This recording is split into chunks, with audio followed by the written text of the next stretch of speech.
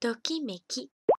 La raison pour laquelle j'ai commencé ma chaîne YouTube est très simple, je voulais prouver à toutes les personnes qui étaient dans la même situation que moi que c'était possible de réaliser son rêve en partant de rien. Aujourd'hui ça va être une vidéo ultra chill, ça fait très longtemps que je vous ai pas parlé comme ça devant la caméra. C'est un sujet que j'avais envie d'aborder depuis très longtemps déjà. Ce qui m'a donné envie de vous le faire aujourd'hui, c'est un message que j'ai reçu sur Instagram il y a quelques jours maintenant. Une abonnée du coup a fait un dessin par rapport à mon livre Étudier au Japon pour les nuls. J'ai été très touchée par son dessin et son message, mais il y a quand même quelque chose qui m'a interpellée dans son post. Elle écrit: je dois dire que j'étais sceptique à l'idée d'acheter ce livre vu que je sais pertinemment que je n'aurai pas l'occasion d'étudier au Japon. Il m'est impossible de compter le nombre de messages privés ou commentaires que j'ai reçus qui me disaient j'ai envie d'aller au Japon mais je sais de toute façon que ça n'arrivera jamais. J'ai envie de voyager au Japon mais j'y arrive pas. J'aimerais bien étudier au Japon mais j'ai pas les moyens. J'aimerais bien faire ça mais je peux pas. C'est très compliqué de savoir quoi répondre dans ces moments-là parce que il faut trouver le juste milieu entre vous motiver parce que vous allez y arriver, je vous assure, et vous expliquer que malheureusement ça va pas être possible si déjà vous n'y croyez pas et si vous n'êtes pas prêt à faire quelques petits sacrifices dans votre vie quotidienne afin de réaliser ce rêve. Aujourd'hui du coup j'avais envie de vous expliquer comment moi j'ai réussi à partir au Japon à 19 ans, comment j'ai fait pour économiser, quels sont les choix que j'ai fait qui m'ont permis de plus économiser, comment j'ai fait depuis mon retour en France pour économiser pour repartir au Japon et qu'est-ce que là je fais pour préparer mon prochain voyage qui est en mars 2020. C'est très compliqué pour moi de faire ce genre de vidéo, on dirait pas, mais en fait j'essaye vraiment de rester très juste dans toutes mes vidéos et là forcément je vais vous parler de mon expérience personnelle, je vais vous donner des conseils, donc c'est un point de vue plutôt subjectif et il y a un risque que certaines choses que je dis soient mal interprétées ou mal comprises. Je veux absolument pas vous accuser ou vous faire sentir coupable, moi j'aimerais juste vous motiver et surtout vous faire garder les pieds sur terre en vous expliquant que on peut pas avoir ça sans ça. Ça fait plus de 15 ans maintenant que je suis fan du Japon, on peut dire ça comme ça. Je vous l'ai expliqué maintes et maintes fois, mais moi c'est grâce à mon idole Suzuki Hailey. J'ai voulu apprendre le japonais pour pouvoir lui parler. J'ai jamais été fan de manga ou quoi que ce soit, forcément c'était diffusé à la télé et il y a une période, je crois que c'était en 2007-2008 où il y a eu une grosse vague Visual Kei, Japon, etc. en France, donc forcément je connaissais les animés qui étaient diffusés, les mangas, je connaissais d'autres styles musicaux, etc. Mais moi vraiment le point de départ c'était Hailey.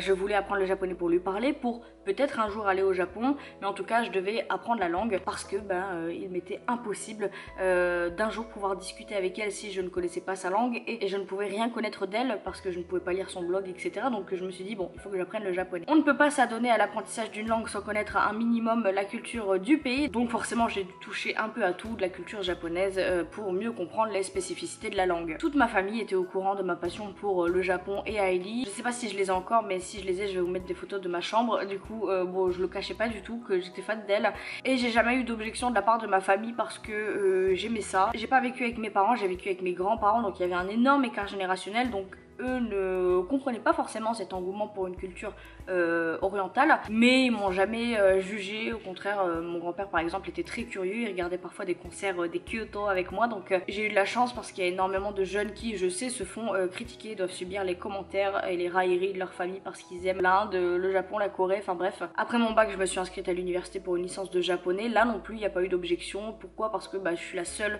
de ma famille à avoir été à l'université. Comme je vous dis, avec mes grands-parents, il y avait un énorme écart générationnel, donc eux, ils comprenaient pas trop le système universitaire, les partiels, etc. Déjà le bac que j'ai passé, c'était totalement différent de ce qu'eux avaient à l'époque, donc pour eux c'était simplement synonyme de positif que j'ai la chance de continuer mes études, donc il n'y a pas eu d'objection à ça. Je sais aussi que c'est une chance parce qu'il y a énormément de personnes qui subissent la pression de leurs parents pour faire des études un peu plus prestigieuses, même si à force je me suis mise à adorer le Japon, ses habitants, sa culture, sa société, sa langue. Mon but n'a jamais été d'y vivre. Je sais qu'il y a énormément de personnes qui pensent que parce que je fais une chaîne YouTube et que j'aime bien le Japon, forcément mon but c'est d'y vivre. Je me vois pas y vivre indéfiniment, en tout cas quelques années oui, mais pas indéfiniment. Enfin bref, quand je suis rentrée à l'université, mon but ça n'a jamais été de m'expatrier là-bas. Je pensais à un voyage assez court, maximum un mois, pour pouvoir assister à un concert des Kyoto au Japon, et je vous avoue que l'échange universitaire me traversait même pas l'esprit, tout simplement parce que je fais partie des gens qui n'ont jamais eu la chance de participer aux échanges scolaires qui étaient organisés au collège, au lycée, etc. Moi je voyais tous mes camarades partir et moi je restais en salle d'études. J'ai toujours été bloquée par l'argent pour plein d'expériences comme ça, donc avant même de me renseigner sur les échanges, dans ma tête c'était impossible. où c'était impossible financièrement, donc j'avais déjà abandonné l'idée. Le PVT, donc cette année au Japon, c'est un projet qui est venu sur un coup de tête. Je ne connaissais même pas le visa vacances-travail. C'est juste que au bout de ma deuxième année, je me suis rendu compte que je n'apprenais pas assez vite. Dès la première année, en fait, j'ai arrêté d'aller en cours pour étudier à la bibliothèque et apprendre le japonais en autodidacte. Je n'aimais pas les cours qu'on nous donnait parce que on était dans une licence de japonais et je trouvais ça absurde qu'on ait franchement on avait maximum 5 heures de japonais par semaine, c'est rien du tout. Moi je m'attendais vraiment à ce qui est que ça, mais à partir de la deuxième année l'administration a changé, il y avait des options qui n'avaient absolument rien à voir avec ce que je voulais faire et je me suis dit à quel moment je paye, parce que je payais moi-même mes études, je paye pour subir des cours qui ne m'intéressent même pas. Donc ça m'a énervé et je me suis dit si je veux vraiment progresser il faut que je parte au Japon. Du coup c'était pas un projet qui était longuement réfléchi, cependant ça faisait 5 ans déjà que j'économisais pour cet éventuel court voyage pour aller à un concert. Donc j'avais déjà des économies de côté et dès la première année d'université j'ai commencé un travail à temps partiel. Qu'est-ce que j'ai fait en plus de ce travail à temps partiel pour augmenter mes économies et quel choix j'ai fait pour éviter de dépenser trop d'argent? Il y a des choses qui vont vous paraître évidentes je pense, mais pourtant ça m'a fait économiser énormément d'argent, je vais vous expliquer. Alors déjà l'avantage que j'avais, que je veux que vous reteniez quand même, c'est que mes 2 premières années d'université je vivais chez mes grands-parents. Ça me permettait de garder un maximum de mon salaire de temps partiel. Je n'allais pas au coiffeur, je coupais mes cheveux moi-même, ça fait économiser énormément d'argent. J'ai pas passé le permis, je faisais très rarement du shopping, les seules virées shopping que je faisais c'était maximum 50 € et les seules choses sur lesquelles je dépensais vraiment de l'argent c'était les goodies Heidi, mais je m'étais déjà beaucoup calmée par rapport à mes années collège et lycée. Je mangeais très rarement dehors, franchement maximum une fois par semaine, sinon je prenais des gamelles. Je vous invite tous à faire le calcul de tous vos repas dehors sur un mois. Forcément si vous êtes un peu trop casanier ça va pas marcher, mais ceux qui sortent en tout cas, faites les dépenses, au moins juste les cheat meals et les restos etc, pas forcément les soirées. Je pense que vous allez être surpris du résultat. Ça s'accumule extrêmement vite et c'est une perte d'argent énorme. Faites-vous à manger vous-même, c'est le meilleur conseil que je peux vous donner. Autre détail, je ne fume pas, donc forcément je dépensais pas de l'argent dedans. Je ne bois pas, ou alors vraiment mais ultra rarement, donc là aussi je dépense pas d'argent dans ça, et je ne faisais pas de soirée étudiante parce que c'est pas mon délire. Donc il y en a certains qui vont se dire ouais t'as raté ta jeunesse, mais moi c'est vraiment pas mon truc. Donc je ne dépensais pas mon argent dans les soirées étudiantes pour aller boire un verre ou quoi que ce soit. Cet argent là je le gardais pour le Japon. C'est juste une histoire de choix et de priorité tout simplement. Dès que vous avez un objectif en tête, je vous assure que le moindre euro sera extrêmement difficile à dépenser parce que vous allez dire bah merde ça je pourrais le garder pour le Japon. Alors moi ça va faire rire ceux qui connaissent, mais je convertissais absolument tout ce que je dépensais en nombre de tickets handshake, c'est-à-dire pour serrer la main d'Heidi. Un billet pour un handshake avec Heidi c'était à peu près 2000 yens, donc à chaque fois je me disais aujourd'hui ce que tu as dépensé ça équivaut à 4 tickets pour serrer la main d'Heidi. Là ce que tu t'apprêtes à dépenser ça vaut 6 tickets, est-ce que ça vaut vraiment le coup? Et ça me motivait grave. Il y a des gens qui parlent beaucoup de sacrifices, pour moi c'est juste une histoire de choix et d'habitude de vie tout simplement. Je sais que c'est frustrant, je le sais, je suis passée par là, je sais que c'est très frustrant de voir que toi t'es obligé de faire des choix pour n'importe quelle chose de ta vie. Est-ce que je mange des pâtes à la sauce tomate ou est-ce que je vais me chercher un McDo, alors que il y a certaines autres personnes qui justement n'ont pas les mêmes moyens que vous et qui peuvent faire ce qu'elles veulent et quand même partir au Japon à la fin. Je sais que c'est très frustrant, c'est tout à fait normal de ressentir de la jalousie, cependant je ne vous encourage pas à en vouloir à ces personnes, c'est un des conseils que je peux vous donner. Acceptez le fait que tout le monde n'a pas les mêmes moyens, mais acceptez aussi le fait que vous êtes capable vous aussi de réaliser ce rêve, même si ça prend un peu plus de temps, ça veut pas dire que ça en vaut moins la peine que l'autre personne. Je vous dis ça en connaissance de cause parce que il y a des soirées que j'ai passées à pleurer dans mon lit parce que d'autres gens avaient la chance de rencontrer Heidi avant moi parce qu'ils avaient pas les mêmes moyens que moi, et j'avais vraiment l'impression qu'elle réalisait mon rêve à ma place, et c'était vraiment très frustrant, et ça m'a pris du temps avant de me détacher de ça et de me dire tu pars pas du tout à égalité avec ces personnes, mais ça veut pas dire que tu peux pas arriver au même but. Mettez-vous ça dans le crâne, c'est pas parce que vous ne partez pas du même endroit que vous prenez un chemin différent que vous ne pouvez pas arriver au même but. J'ai réussi à économiser du coup pour le PVT, je suis partie avec le minimum requis. Pour partir en PVT vous devez justifier d'une somme minimum sur votre compte bancaire pour éviter que vous reveniez au bout de 2 semaines fauchés comme les blés. Vraiment je suis partie avec le strict minimum, et si vous avez l'occasion d'économiser beaucoup plus que le strict minimum, faites faites-le parce que à cause de ça j'ai dû charbonner de ouf au Japon. J'ai pas pu beaucoup profiter de mon année, c'est-à-dire faire beaucoup de voyages etc, mis à part avec l'audition dont je vous ai parlé dans une autre vidéo. J'ai pris absolument toutes mes économies au Japon. J'ai laissé que 200 € sur mon compte français pour payer mon billet de train de retour et dans le cas où il m'arrivait un gros pépin à mon retour en France. Tout l'argent que je gagnais au Japon il me servait à mes dépenses quotidiennes, donc le loyer, les factures, mes plaisirs personnels, les événements etc. Je voulais profiter de cette année. Je me suis pas imposé d'économie si ce n'est d'économiser un minimum pour pouvoir me payer mon billet de retour parce que je ne voulais pas utiliser les 200 € qui étaient sur mon compte français. Donc j'ai réussi à économiser assez pour me payer un billet de retour. Mais voilà, donc cette année c'était vraiment une année de plaisir. Je vivais ici comme en France, je payais mes factures, mon loyer, les taxes etc. Mais je voulais pas me prendre la tête comme je me prenais la tête ici à faire des choix etc. Parce que justement les choix que j'avais fait en France c'était pour ça, pour me faire plaisir durant cette année. Donc j'ai un peu lâché prise. Après je vivais pas au-dessus de mes moyens, je pouvais pas. Mais du coup ouais, si vous avez vraiment l'occasion de partir avec un petit peu plus, faites-le.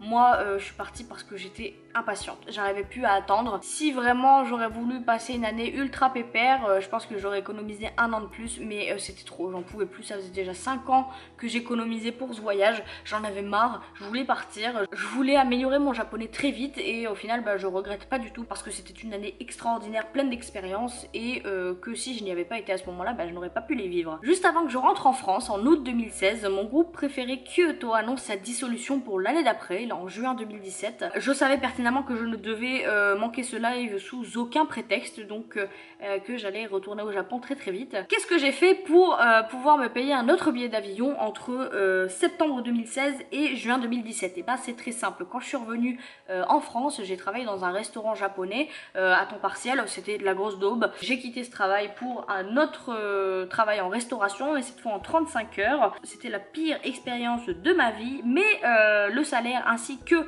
les gros pourboires m'ont aidé à payer ce billet d'avion du coup pour ce concert. Il y a une remarque que je vois très très souvent passer dans les commentaires, c'est ouais mais ça coûte cher d'aller au Japon, et du coup j'aimerais bien qu'on arrête avec ce mythe. Là mon voyage en mars, je l'ai payé 680 € pour un aller-retour en direct, c'est-à-dire 13 heures de vol. C'est pas cher. Alors je vous dis c'est pas cher, je suis smicarde donc je sais que 680 € c'est énorme. Ce que je veux vous dire c'est que 600 € c'est 50 € d'économie par mois pendant un an. C'est rien, c'est un jeu vidéo par mois pendant un an. Vous pouvez vous payer un billet d'avion pour le Japon en un an et même moins parce qu'il y a énormément de promotions. Toutes les saisons vous avez des promotions, vous avez des billets, le minimum que j'ai vu c'est 380 €. Vous avez plein de billets d'avion qui sont pas chers du tout, donc ça c'est juste une excuse, mais on va en parler juste après. Quoi qu'il en soit, j'ai réussi à payer ce billet, donc je suis partie un mois au Japon pour ce concert etc. Et j'ai participé aux portes ouvertes du coup de la Semmongakko dans laquelle je voulais rentrer et où je devais rentrer cette année. Pour passer l'examen d'entrée, il fallait que je revienne en août 2017 et afin d'assister au cours de préinscription. Je vais être honnête avec vous, j'aurais jamais pu me payer 2 voyages au Japon en 3 mois, donc pour ce voyage en août, c'est mon ex-petite amie qui m'a avancé et je l'ai remboursé. Je suis partie qu'une semaine et demie en août parce que j'avais pas le temps, je travaillais et du coup j'avais déjà pris un mois de congé sans solde pour mon voyage de juin, donc là je pouvais pas me permettre de prendre tous mes congés à ce moment-là. Et depuis août 2017, je ne suis pas repartie au Japon alors que j'en avais très envie. Quelles en sont les raisons? C'est tout simplement la vie d'adulte. Il y a eu un déménagement, il y a eu un petit chien, il y a eu un deuxième petit chien, il y a eu des tatouages, il y a eu le permis. Il y a eu le fait que quand je suis rentrée du Japon, j'avais limite plus jamais envie d'y retourner tellement j'étais déprimée et je voulais pas subir à nouveau ce retour en France qui vraiment me plombait à chaque fois. Il y a aussi le fait que je me rendais compte que la moitié de mon salaire partait dans les factures, le loyer, la taxe d'habitation, les impôts, et je me disais waouh, si je me fais pas plaisir, si je continue à vivre en faisant à chaque fois des choix pour payer un voyage, je vais être tellement frustrée que ça va pas aller du tout. Donc pendant un an j'ai fait ce que je voulais avec mon argent, mais ça me manquait de ouf, ça me manquait de ouf. Tout le temps j'avais envie d'aller au Japon et voir des gens autour de moi y aller tous les ans etc, ça me donnait vachement envie et je me disais mince, je peux pas y aller, et je me mettais des barrières moi-même, et je pense que c'est le cas de beaucoup de personnes du coup qui me regardent. Vous vous mettez des barrières par rapport à la vie que vous avez, et en fait ces barrières elles sont que dans votre tête. Je suis étudiant, c'est trop cher, on vient de voir que c'était possible de partir au Japon en économie économisant. Certes ça prend du temps mais c'est possible. Je vous invite à vous procurer mon livre Étudier au Japon pour les nuls. Je vous présente énormément de programmes et d'écoles qui vous permettent de partir étudier au Japon. Donc il vous suffit d'économiser cette somme et vous pouvez pour un trimestre, un an, partir étudier au Japon. Vous avez les échanges universitaires aussi qui vous permettent de partir à moindre coût. Je suis travailleur et j'ai jamais le temps. On a toujours le temps. Si c'est vraiment un objectif ou un rêve que vous voulez réaliser, vous allez toujours trouver le temps. Je vous rappelle qu'on est en France, on a 5 semaines de congés payés par an. Si votre patron n'accepte pas que vous prenez des vacances, changez de travail. Je vous dis ça très sérieusement. Si vous êtes dans une société où ils vous accordent même pas vos congés légaux, c'est qu'il y a un gros souci. Donc barrez-vous de là. J'ai des enfants et c'est pas possible. Alors forcément, s'il vient de naître, c'est compliqué, mais rien ne vous empêche d'économiser pour partir avec eux. C'est tout à fait possible. Il y a plein de familles sur internet. Vous pouvez aller voir des témoignages de familles qui partent au Japon ensemble. Alors oui, vous pouvez pas dépenser autant pour vous que vous le souhaiteriez peut-être, mais ça c'est les aléas d'une vie de famille. À moins que vous soyez dans une situation de handicap ou que vous ayez une maladie extrêmement grave qui ne vous permette pas de voyager, franchement il n'y a aucune excuse. On est dans une société où il est très facile de voyager pour pas grand chose. Vous n'avez pas besoin de 4000 € d'économie pour partir 2 semaines au Japon. Vraiment, franchement, pour une personne, 1500, 2000 € c'est suffisant. Après, comme je le dis, il y a des choix à faire. Forcément, avec que 2000 €, vous pouvez pas parcourir tout le Japon et en même temps vous acheter 500 € de goodies. Faut faire des choix, mais c'est comme ça. Je vais vous donner un exemple de pourquoi je suis persuadée que les barrières c'est uniquement dans votre tête. Mon copain, ça fait 15 ans qui rêve de partir au Japon. Et je pense qu'il avait totalement abandonné l'idée. Je pense qu'il s'était dit, en 15 ans, j'ai jamais eu la chance, donc c'est pas maintenant que ça va m'arriver. Jusqu'au jour où je lui ai dit, à cette date-là, on va au Japon. Point. Je lui ai pas laissé le choix. À partir de là, il a eu un déclic et il est motivé par cet objectif. Et il ne le réalise pas maintenant, mais je pense que quand il va poser ses pieds sur le sol japonais, il va être fou comme un gamin et j'ai hâte de voir ça. Donc moi j'ai attendu 5 ans, lui il a attendu 15 ans et ça se peut que vous attendiez 16-17 ans, ça se peut que vous attendiez 1 an tout simplement. Il n'y a pas d'âge et il n'y a pas de période pour y aller. En fait le truc c'est simplement de vous dire je me donne une date. Et là, il n'y a pas de retour en arrière. Vous vous donnez une date là maintenant. L'année prochaine, en juin, je vais au Japon. Point. Il n'y a pas de retour en arrière. À partir de là, vous faites les efforts. Vous mettez en place les efforts pour arriver à cet objectif. Mais vous ne vous laissez pas le choix. Et c'est ultra simple. C'est ultra simple. Il faut juste vous bouger un petit peu et vous motiver. Et y croire surtout. Vraiment, c'est le plus important.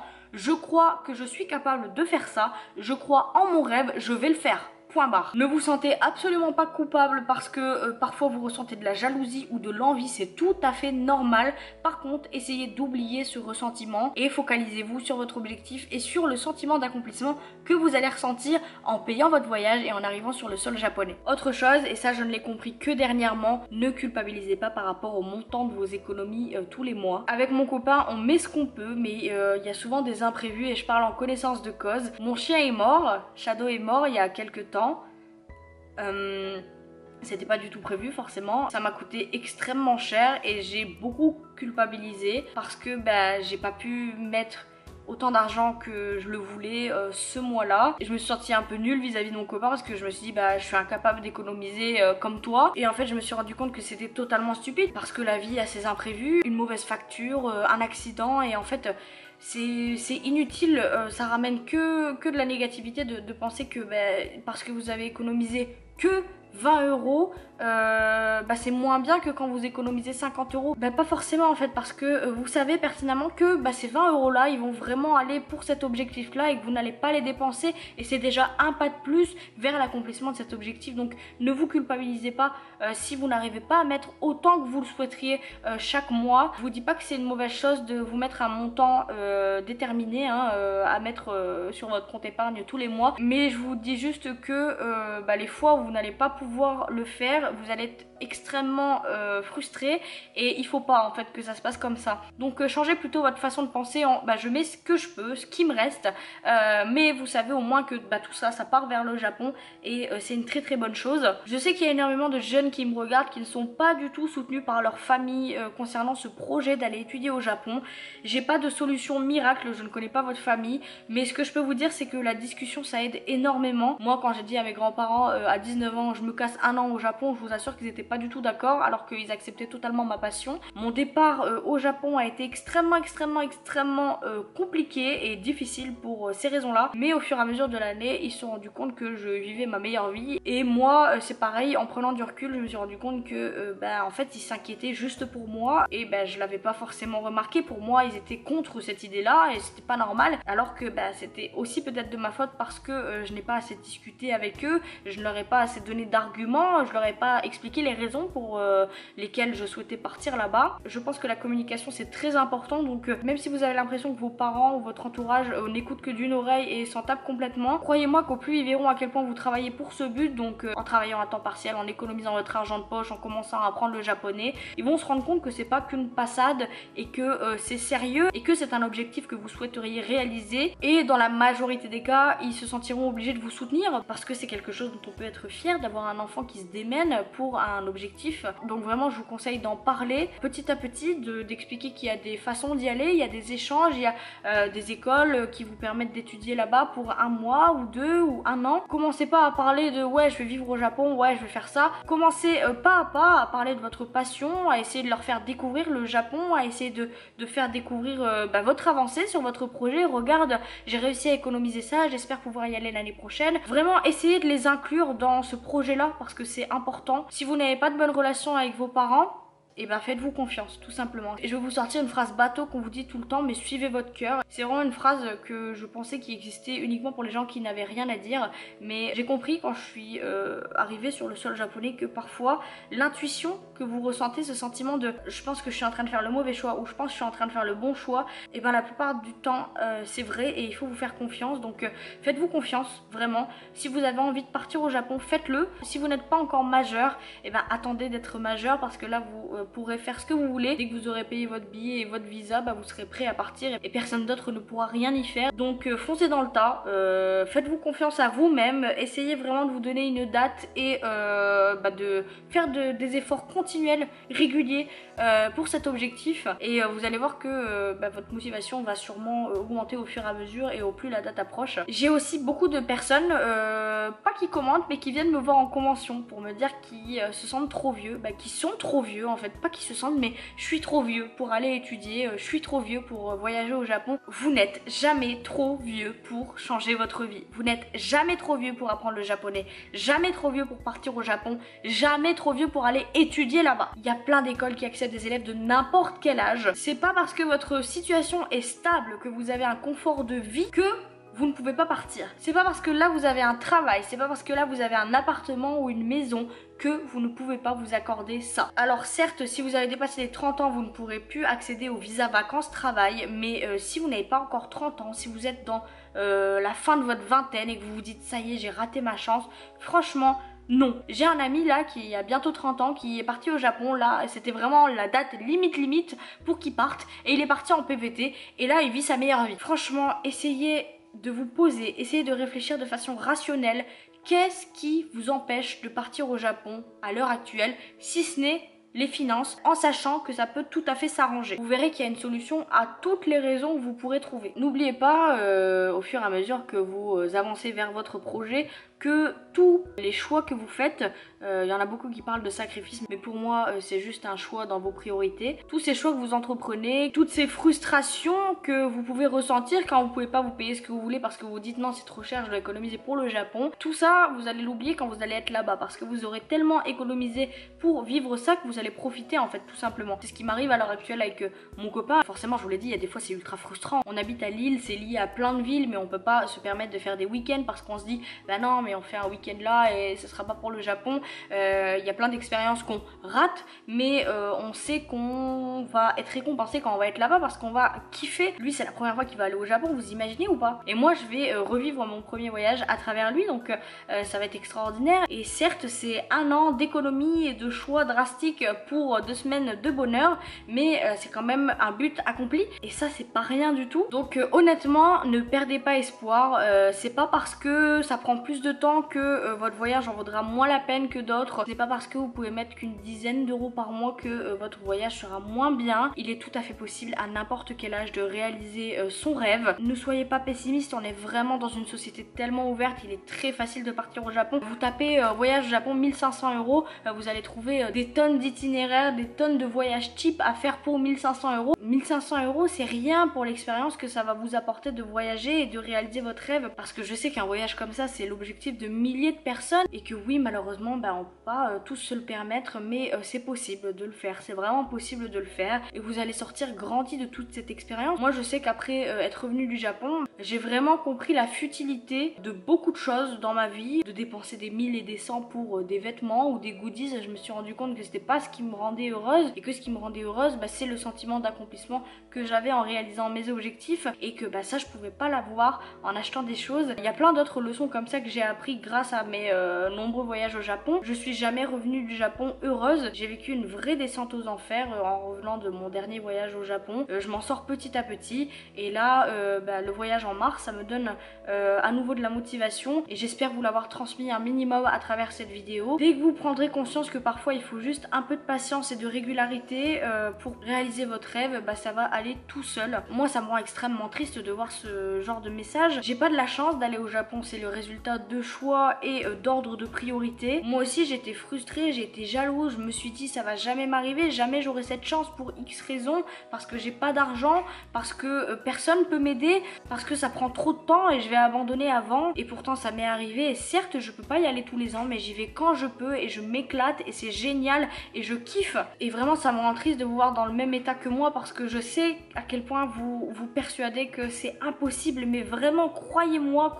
parce que j'ai vécu ça, croyez-moi que c'est possible, sincèrement c'est possible et vous allez y arriver. Tout ce que je vous ai dit aujourd'hui c'est pas des conseils dans le vide, j'espère sincèrement que vous les avez pris en compte et que ça vous a peut-être ouvert les yeux, ne serait-ce qu'un petit peu sur de nouvelles perspectives et de nouvelles façons de voir les choses. Moi mon but à travers Tokimeki c'était vraiment de vous montrer que on pouvait apprendre le japonais en partant de rien, on pouvait partir au Japon en partant de rien, et je veux continuer à vous prouver ça à travers mes vidéos et je veux vous refléter dans mon évolution pour vous dire moi aussi je vais y arriver, parce que moi aussi je fais ça comme effort et je mérite aussi cette chance, parce que vous le méritez vraiment. Toutes les barrières que vous mettez elles sont imaginaires, qu'elles prennent plus de temps ou plus d'argent, il y a toujours une solution. Si vous êtes à 200% dans votre objectif, que vous y croyez, ça va aller. J'ai traduit une interview d'Heidi dernièrement où elle parlait de la loi de l'attraction et elle disait que qu'en s'imaginant réalisant son rêve, on était plus motivé et qu'il y avait plus de chances de le réaliser.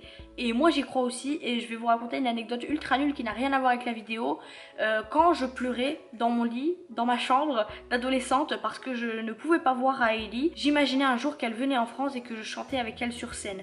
J'imaginais ça, je rêvais de ça, vraiment je rêvais de ça. Je me disais un jour elle va venir en France ou j'irai au Japon et je chanterai avec elle sur scène. J'ai pas chanté avec elle, mais je suis montée sur scène et elle m'a fait un câlin. Et je pense qu'en plus de l'énorme chance, c'est parce que le fait d'imaginer ça tous les jours et de rêver de ça, ça m'a donné le culot nécessaire pour y arriver. Et donc je suis persuadée que croire en ses rêves, ça vous donne la niaque de les réaliser. Vous êtes libre d'y croire ou pas, mais en tout cas moi c'est ce qui m'est arrivé. Et même si j'ai perdu cette motivation entre temps, je suis sur le chemin de la guérison pour retrouver cette positivité et cette motivation que j'avais, et ça commence à aller mieux. Donc croyez en vous, réalisez vos objectifs, donnez-vous une date. Retournez pas en arrière, dites-vous là j'irai au Japon, point barre, et économisez à fond les ballons. Si à des fois vous êtes découragé, envoyez-moi un message, postez-moi un commentaire, je vous répondrai avec plaisir. Si c'est simplement des petits mots d'encouragement qu'il vous faut pour que vous puissiez vous bouger, et je serai là pour le faire. Donc n'hésitez pas, vraiment, je suis désolée, j'ai beaucoup parlé et c'était pas préparé, du coup des fois je me suis emmêlé les pinceaux, mais j'espère que vous avez compris un peu ce que je voulais vous dire aujourd'hui. J'espère sincèrement que ça n'a pas eu l'effet inverse et que vous n'êtes pas senti accusé ou quoi que ce soit par la vidéo. Faut juste vous mettre dans le crâne que il faut vous bouger, vous n'allez pas obtenir ça sans bouger, mais que vous êtes capable. Donc faites de votre mieux et je crois en vous. Et merci de toujours regarder mes vidéos et merci d'être là, parce que vous le savez pas forcément, mais vos messages privés, vos commentaires, le fait que vous partagez mes vidéos, quand vous venez en convention pour me parler et m'expliquer que ça vous a donné du courage de ce que j'ai pu dire dans telle vidéo ou telle vidéo, et ça m'a énormément aidé pour remonter la pente, sincèrement. Et regardez, je vais au Japon l'année prochaine et et j'ai plein de petits projets qui vont arriver dans les prochains mois et qui je pense vous feront plaisir ou peut-être vous rendront impatient. En tout cas c'est en grande partie grâce à vous et même si je ne peux le faire qu'avec les mots, j'espère vous rendre un minimum l'appareil. Je vous dis à bientôt pour une prochaine vidéo et croyez en vous, vraiment, moi je crois en vous. Et Peanuts aussi.